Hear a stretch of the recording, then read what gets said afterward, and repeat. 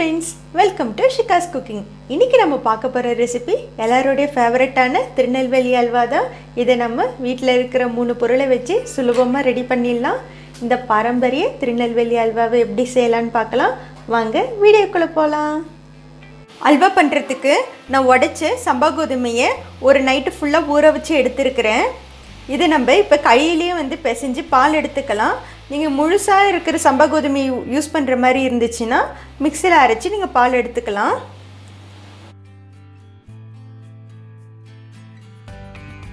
இப்போ இந்த பாலை ஒரு பாத்திரத்தில் வடிகட்டிக்கலாம்.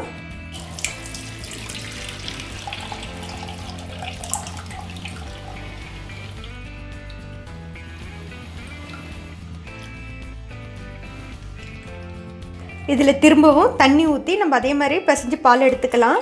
இதுக்கு தண்ணி அளவுலாம் தேவை கிடையாது.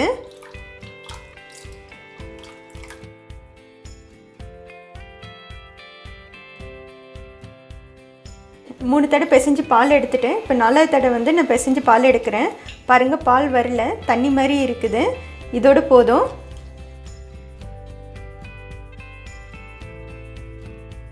பாருங்கள், இந்த அளவுக்கு நல்லா புழிஞ்சு பால் எடுத்தாச்சு. எடுத்து வச்சிருக்கிற பாலை இந்த மாதிரி ஒரு மெல்லிசான வடிகட்டி வச்சு நம்ம வடித்து எடுத்துக்கலாம்.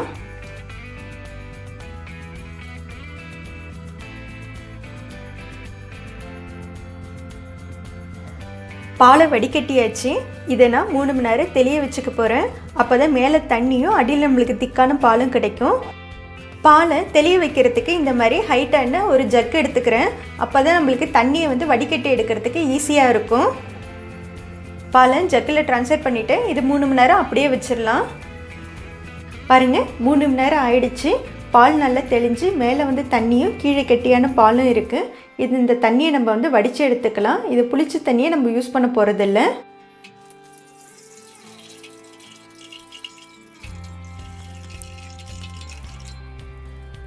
திக்கான பால் அடியில் இருக்குது. இது எவ்வளோ இருக்குன்னு நம்ம அளந்து பார்த்துக்கலாம். இந்த கப்பால் எனக்கு 1 கப்பு பால் வந்திருக்குது. இது கூட நான் 4 கப்பு தண்ணி சேர்த்துக்கலாம். 1 2 3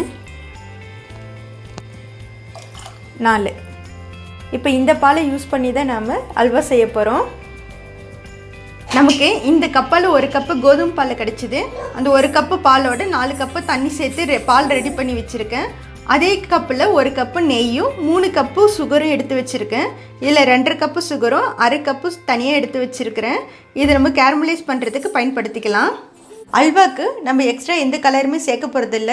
சுகரையே கேரமலைஸ் பண்ணி அதில் தான் நம்ம செய்ய போகிறோம். அதுக்கு நம்ம எடுத்து வச்சுருக்கிற 1/2 கப்பு சுகரை ஃபஸ்ட்டு கேரமலைஸ் பண்ணிக்கலாம். சுகர் 1/2 கப்பு எடுத்துருக்கேன். அது கூட 1/4 கப்பு தண்ணி சேர்த்துக்கிறேன்.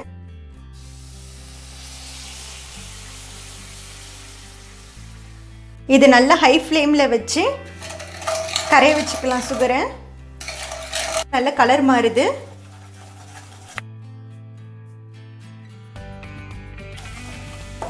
சுகர் நல்ல கலர் மாறிடுச்சு. இப்போ இது கூட எடுத்து வச்சிருக்கிற இந்த சுகரையும் சேர்த்துக்கிறேன்.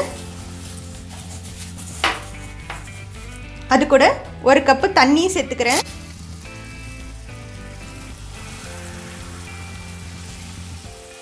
கொஞ்சம் கட்டி கட்டியாக இருக்கும், ஒன்றும் பிரச்சனை இல்லை. இது நல்லா கரைஞ்சிடும்.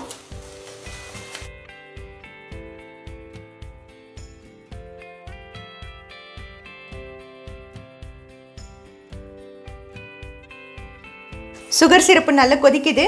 இப்போ இதில் நமக்கு 1 கம்பி பதம் வந்தால் போதும். செக் பண்ணிக்கலாம், கரெக்டான நேரம். இப்போ நம்ம இது கூட நம்ம பாலை சேர்த்துடலாம். இது கூட இப்போ பாலை சேர்த்துக்கிறேன்.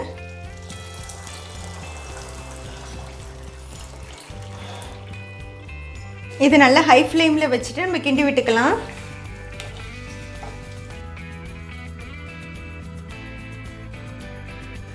பாருங்கள், 5 நிமிஷம் ஆயிடுச்சு. கொஞ்சம் கெட்டியாக ஆரம்பிச்சிடுச்சு. இந்த டயத்தில் நம்ம 1 டேபிள் ஸ்பூன் நெய் சேர்த்துக்கலாம்.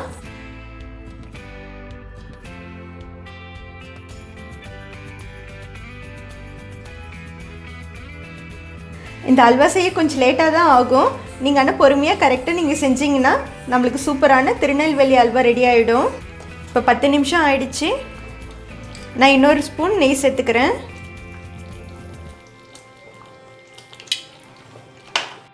இந்த டயத்தில் அடுப்பை நீங்கள் மீடியம் ஃப்ளேமில் வச்சுட்டு கை விடாமல் கிண்டி விட்டுட்டு இருக்கலாம்.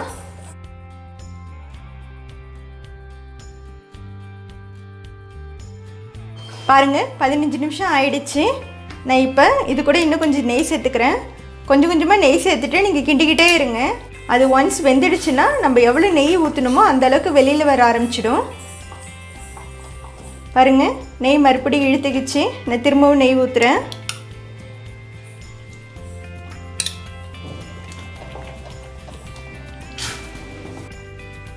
ஃப்ரெண்ட்ஸ், ஷிகாஸ் குக்கிங்கை ஃபஸ்ட் டைம் பார்க்குறவங்களா இருந்தீங்கன்னா இது சப்ஸ்கிரைப் பண்ணிக்கோங்க.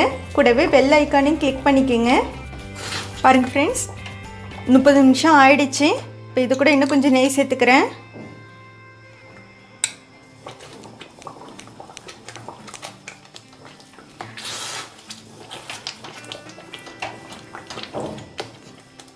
அடுப்பு வந்து மீடியம் ஃப்ளேம்லேயே இருக்கட்டும். நல்லா கிண்டி விட்டுக்கலாம். பாருங்கள் ஃப்ரெண்ட்ஸ், 40 நிமிஷம் ஆயிடுச்சு. நம்ம எடுத்து வச்சுருந்த நெய் எல்லாத்தையும் ஊற்றிட்டேன். பாருங்கள் ஃப்ரெண்ட்ஸ், நெய்யெல்லாம் வெளில வர ஆரம்பிச்சிடுச்சு. நம்மளுடைய திருநெல்வேலி அல்வா ரெடி ஆகிடுச்சு. இந்த டயத்தில் நம்ம ஸ்டவ்வை ஆஃப் பண்ணிக்கிட்டு இதை பாத்திரத்தில் ட்ரான்ஸ்ஃபர் பண்ணிக்கலாம். அவ்வளோதான் ஃப்ரெண்ட்ஸ், வாயில் வச்சதுமே கரையக்கூடிய திருநெல்வேலி அல்வா ரெடி ஆகிடுச்சு. வர தீபாவளிக்கு இதை நீங்கள் வீட்டில் செஞ்சு அசத்துங்க. கண்டிப்பாக எனக்கு கமெண்ட்ஸ்லேயும் சொல்லுங்கள் எப்படி இருந்துச்சுன்னு. இந்த வீடியோ உங்களுக்கு பிடிச்சிருந்ததுன்னா ஷிகாஸ் குக்கிங்கை லைக் பண்ணுங்கள், ஷேர் பண்ணுங்கள், சப்ஸ்கிரைப் பண்ணுங்கள். கூடவே பெல் ஐக்கனை கிளிக் பண்ணிக்கோங்க. Eat healthy and stay healthy. Thank you.